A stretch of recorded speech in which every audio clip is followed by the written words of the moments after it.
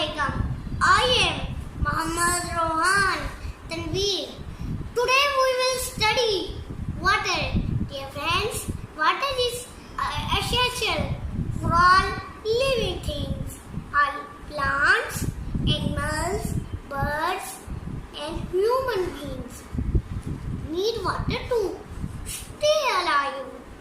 Dear friends, we get water from rain. Rainwater collects in oceans, rivers, ponds and lakes.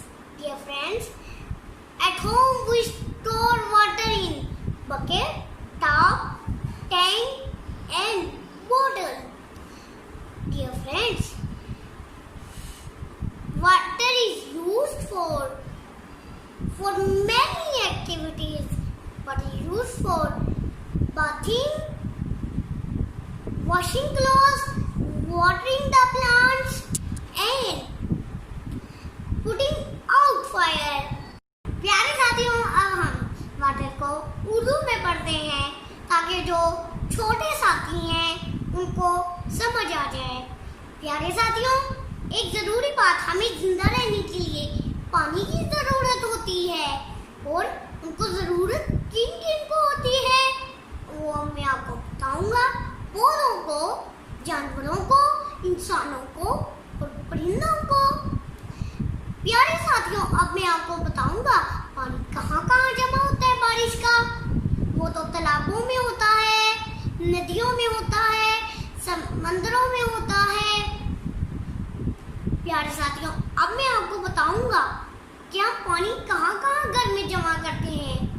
हम जमा करते हैं tub में, बाल्टी में, टैंकी में और छोटी सी बोतल में। प्यारे साथियों, अब मैं आपको बताऊंगा कि हम पानी कहाँ कहाँ जमा करते हैं। हम पानी इस्तेमाल कहाँ कहाँ करते हैं। नहाने में, कपड़े धोने में, आग बुझाने में और पौधों को पानी देने में, खाना बनाने में इस्तेमाल होता है पानी। प्यारे साथियों, एक जरूरी बात और है कि हमें पानी को ज़ाया नहीं करना चाहिए। ये अल्लाह पाक की बहुत बड़ी नेमत है और हमें इसको ढक के रखना चाहिए या ना के गिराना चाहिए हर तरफ। प्यारे साथियों, उम्मीद करता हूँ कि आप वाटर यानी पानी के बारे में जान चुके होंगे और आप मेरा चैनल सब्सक्राइब करें और बेल आइकन को दबाना मत भूलिएगा।